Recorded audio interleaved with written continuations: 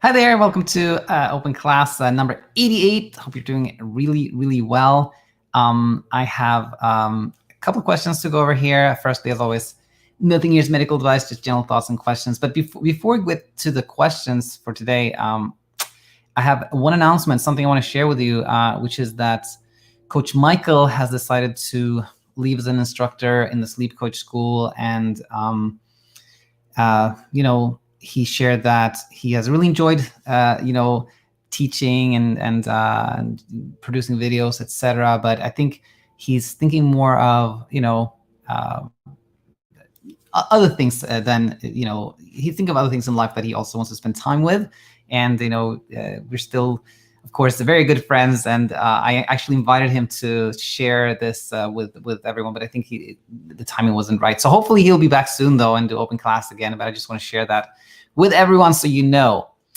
So yeah, with that said, let's jump in here and look at some questions. So I'm going to share my screen, and we have four questions that have come in over the past few days. So the first one is from Amie. So Amie says the following: Hi, first off, I'd like to say thank you both. I watched Daniel Erickson's YouTube channel for all the support. I'm a young mother who's had insomnia on and off for years. I notice my hormones have a lot to do with the manifestation, but then my natural anxiety seems to take issue that should be a 5K on a marathon. I also have health anxiety, so I spend precious time worrying about my health.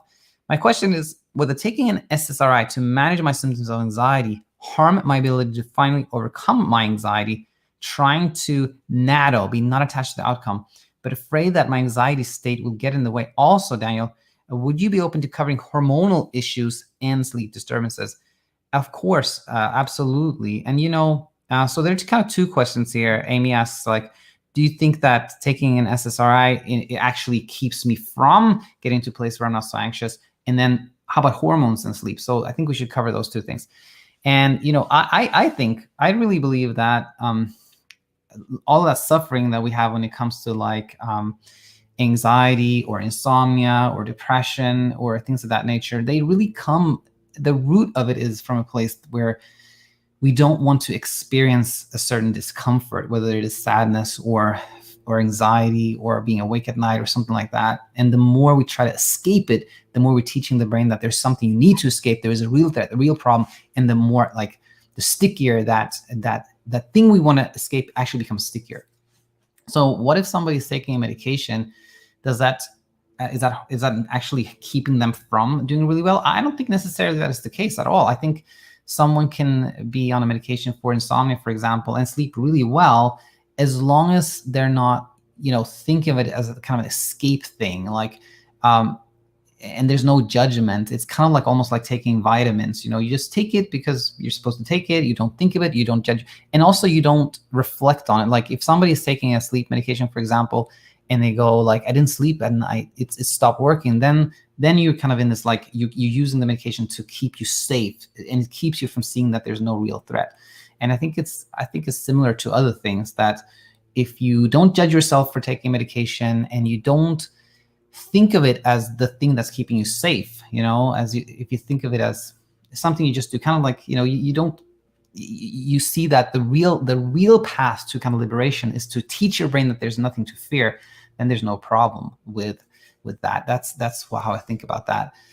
And when it comes to hormones, I was looking through the channel. I wish I could find it, but there's a specific episode where I talked about when I reviewed some studies on menopause and hormones, which I think applies to any age really. But just to share that is that if you look at women who are perimenopausal, have a lot of hot flashes, a lot of things going on, almost 80% report having trouble sleeping. 80%, that's a high number. But here's the thing: when you randomize, so when you treat these women with either hormonal replacement or CBTI, the CBTI group does better, even though they still have the hot flashes, etc. Which teaches you that the hormonal things that happen, they cause sleep disturbance, but that's not actually what causes the insomnia, the struggling, the wandering, the pondering, the tossing and turning, the restlessness, all that stuff. That comes from the reaction to the hot flashes. I think that's true for hormonal things in general when it is like, when it comes to menopause, or when you're pregnant, or when you have your period and things of that nature, is that like a million things can affect your sleep and disrupt your sleep, cause some trouble sleeping. But that's not what drives insomnia. Insomnia, that like, the thinking, the pondering, the wondering, the questioning, the figuring out, that's what drives the insomnia. So you can have some sleep disruption for many, many reasons, including, hormonal changes, but that's not what drives insomnia. That's kind of my summary of that one. So I hope that helped you, Amie, and we'll see there's somebody live with us. Zoltan is here live with us. Hi, Zoltan. I hope you're doing well. Opinions on melatonin. Not that I need it. Just find it strange to hear it's only prescribed for maximum 13 weeks, whereas in the USA it's available. Thank you, Zoltan. I think, my opinion on melatonin is basically that anything that you do with the purpose of trying to make yourself sleep actually keeps you from sleeping well. And sorry, I got confused. It was Jake who asked about the melatonin, and Zoltan said, okay, Jake, sorry about that. And Jake says, I asked because a relative of mine has been prescribed it recently after a traumatic incident. Best of luck with the channel. Keep up the good work you're doing. Thanks so much. Thank you so much for the support, Jake. And I don't know why it's melatonin is a prescription only in certain places, like in the UK, and here it's over the counter. I think I've not seen any reports or studies showing that it is harmful or dangerous in any way. So I just don't know why it is prescription only in the UK. But again, not for Jake particularly, but for anyone else there, like a lot of people take melatonin as a sleep effort, like trying to make yourself sleep. That's not helpful. But I don't know why it's over the counter some places and prescription some other places. I don't know that. Okay, so Pat, really, this is kind of just some encouragement for anyone out there looking for some hope and guidance. She says the following. Hi, Daniel and Michael. I watched one of your videos yesterday, and Daniel mentioned that he'd like people who've experienced success with chronic insomnia to continue to support the channel and to offer advice to those who are experiencing insomnia. Absolutely, this is so important, and I think this is what, I think that's really what makes this community here in the YouTube channel so special, is that it's not like those who sleep well kind of just leave and forget about it, but actually stay and help others. It brings so much value. I would not be here if had it not been for your Insomnia Insight videos and 2 books. And I must also give credit to Martin Reed. Thanks so much for the support, Pat. This info has provided the education I was seeking to find out why this was occurring and how to overcome it. For me, the education component was crucial. It kept me from going down that rabbit hole, and I then understood why I was having trouble. Daniel's book, Set It and Forget It, was excellent, and the most important chapter was how insomnia ends. The answer is when you stop worrying. Also key in the book was about insomnia returning. It won't if you don't let it. It's only when you react to it then that it will become a problem. This was a huge relief for me, and I will never react to bad nights sleep ever again. Take it in stride, and you'll probably sleep well the next night. I would love it if you guys could discuss on the channel Success Regress, that is in Daniel's second book, Natto.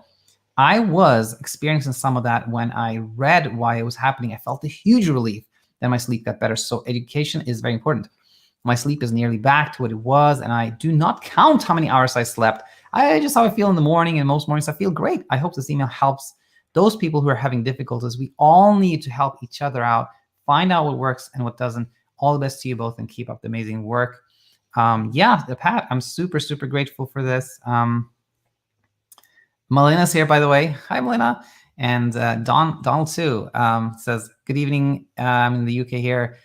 Took melatonin, never did anything. Yeah, that's, and if it does, it's almost worse. If somebody takes melatonin and thinks like, oh, that's the thing that helped me sleep, then you're on the path. Like that's the rabbit hole right there.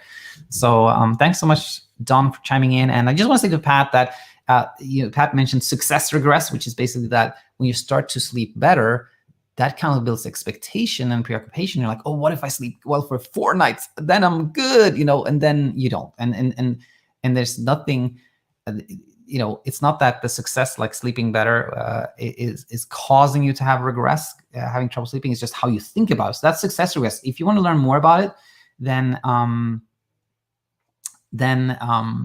you can check out the playlist that's in the description of every new video called This is Natto, and there's actually a video there on success regress. All right, Derek says, I visited a CBT therapist who specializes in sleep, but was giving me a sleep window of 4 hours. I feel after buying your books that I know more than him. Yeah, no offense to anyone. This CBT therapist may know a whole bunch of things, and this was a little extreme maybe that time, but I think there's a lot of misunderstanding, even, in the CBT community about sleep. Like there's so much about like, make yourself really, really sleepy so you'll sleep, which of course just builds so much pressure. And a 4 hour sleep window, oh my gosh. I'm so, Derek, I thanks so much for sharing this. And I'm so happy that you know more, and like education is the foundation. Milena's commenting here and saying all the things I've learned with Insomnia have applied to a lot of things in my life. And this, Milena, is something that perhaps gives me the most gratitude. Like it makes me the most happy nowadays is when people say that what you learn about insomnia can teach you so much about life. That's just, that just turns the lemon into lemonade thing. Is just like, it can be really big. Thank you, Milena. Thanks so much for sharing that.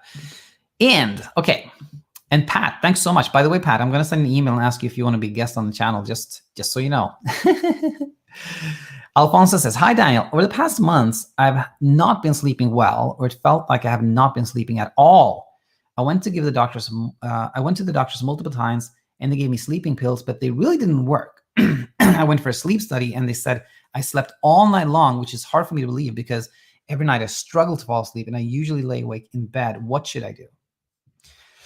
Well, firstly, Alfonso, I want to say I'm glad you're here.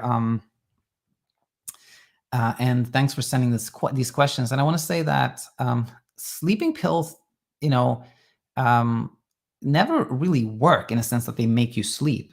What can often happen is that somebody is like having a lot of trouble sleeping, says take this medication, and then they take it, they sleep no better. And that can be like really scary because it seems like, oh my gosh, not even with sleep medications do I sleep. Something must be really wrong with me. But in fact, there's nothing strange or unusual about that, because medications cannot make you sleepy or cannot make you sleep. They can just kind of sedate you. And sometimes that sedation can sort of facilitate sleep happening, but they can't do anything else. So it's nothing strange if nothing happens if you take a sleeping pill. Now, sleeping, I want to talk more about this. I'm going to make a specific video about this, but I really believe that pills or potions or whatever it is, they quote unquote work by what we call delegation, which means that when you're delegating the task of sleep to something else, then sleep can easily happen. Because the reason sleep does not happen, insomnia happens when you're trying really hard to sleep. The more you try, the less sleep you get. So when you take something and you're like, okay, that's it. I don't need to try anymore. It's taken care of. This thing's going to do the thing. That's how they quote unquote work. It's the delegation. It's when you're like, you're giving up on trying to sleep. You're delegating it to this pill. Then sleep can happen. But in reality, you're actually not delegating to the pill. You're delegating to yourself, to the brain. You're basically telling the brain, you don't have to work. You don't have to try to sleep. And that's why sleep happens. So this applies, and this is so generally applicable that you can always delegate. You can always, be like, okay, it's nighttime and I'm not going to try to sleep. If sleep happens, it's great. If it doesn't happen tonight, then that's, I'm going to try to, befriend wakefulness, etc. But that act of delegation is super important. So in a way, I think it's always when someone tells me that I took medications and didn't do anything, in a way, I'm actually encouraged by that, because oftentimes medications can really lead to like this rabbit hole where you try it and it seems to work for a while. You're in this cave, you feel safe, but you haven't really faced the real threat, or like the fact that there is no threat, I should say. You haven't really looked at that. So just a little comment on that. And then now you do a sleep study and then they tell you slept all night, and you were like, how can that be? Well, there's nothing unusual there either. They're so common to have this, what we call sleep state misperception. When you have high insomnia, you're kind of in this hyper aroused state, hyper alert state, and you often underestimate how much you sleep by quite a bit. So that's nothing strange. And also what can happen is when you're in a new environment, like in the sleep lab, strangely, you can sleep more there because you aren't expecting to sleep. You're like, oh, with all these wires and things, I'm probably not going to sleep at all. And that can actually reduce the pressure to sleep, so you sleep longer. Nothing strange there. I want to say to you, Alfonso, and anyone else out there, that it's all about, like, the first step, I think, is always education. Just spend some time here on the channel, learn, study the This Is Natto playlist or the Success Stories playlist, and just learn and understand. And that's often all you need. If you understood and you're still kind of struggling, then the next step is just kind of self-kindness. Don't beat yourself up, and self-compassion. That can really, really help.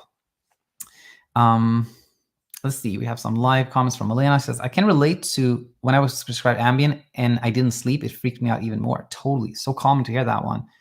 Steven is live with us and says, hi, Donald. Thanks for the channel. My sleep has dramatically improved.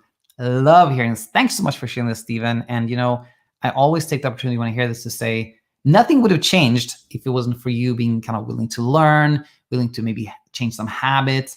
Well done. Well done on that, Steven. Well done. All right. Perfect. So we'll move on to our last email for today. It's from Karin. I don't know if I'm saying that right. In where I grew up in Sweden, it's a common name, but we say Karin like that. Anyway, I'm Karin from the Netherlands. And first, I would like to say that I'm grateful that I found this channel. So am I. I'm so happy whenever somebody stumbles across it. It's really helpful. My anxiety for sleeplessness has improved because I tend to accept the situation more and understand where it comes from. But I'm not there yet. I still haven't accepted completely, and my sleep is on my mind on a daily basis. I have two questions. Number one, currently my husband and I are sleeping in different rooms because he snores and that sound frustrates me. I already sleep with earplugs. And because of anxiety, the snoring keeps me more awake. But now I wonder, is this a sleep effort? Because I slept next to him snoring for the past 5 years and it never was a problem. And I want the old situation back where we sleep together, but it gives me more anxiety. Two, what do people do? What do people have to do when they sleep with their partner and are awake at night and want to do something enjoyable in bed, but that would wake their partner? For example, putting the lights on for reading at night.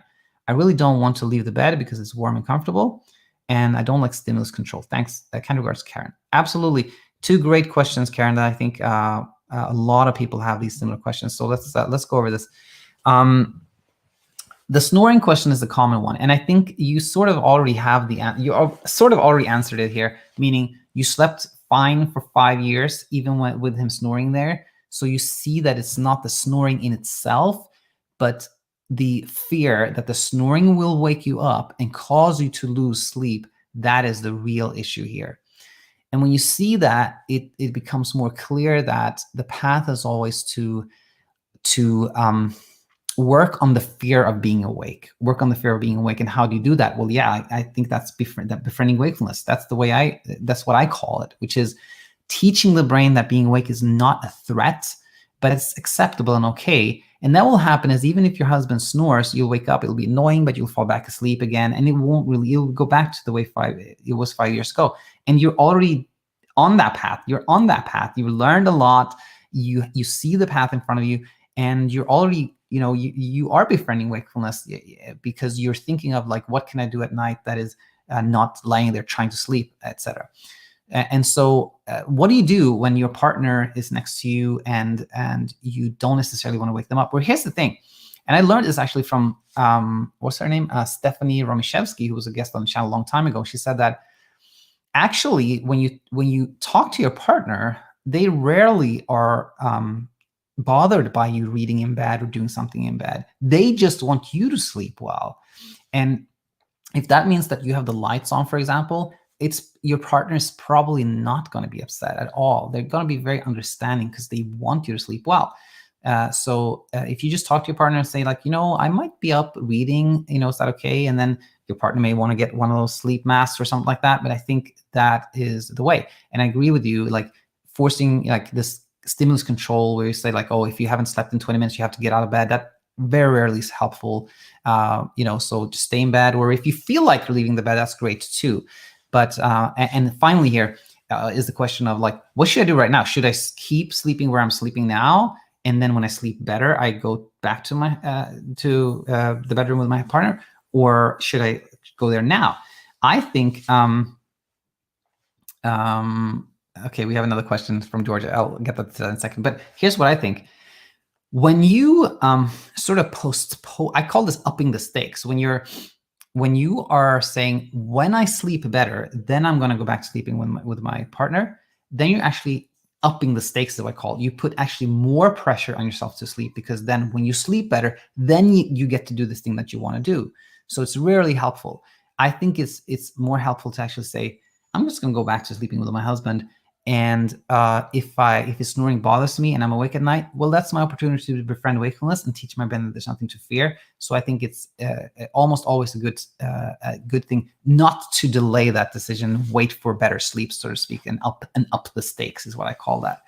So yeah, I hope that helps. And thanks so much for the support, Karin. And then we have George here. Hi, Daniel.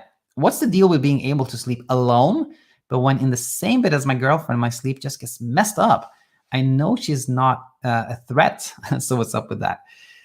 I think that when there has been this threat picture, of course your girlfriend is not a threat, but when there's been this picture in the brain that being awake at night is a threat, like being awake at night is a problem, a threat, something we have to keep ourselves safe from, then all kinds of things can trigger. It can be often it's the complete opposite. I sleep well with my girlfriend, but I don't sleep much when I'm alone. Or in your case, I'm sleep well when I'm alone, but not when I'm girlfriend. So it's just the idea that maybe when I sleep with my girlfriend, the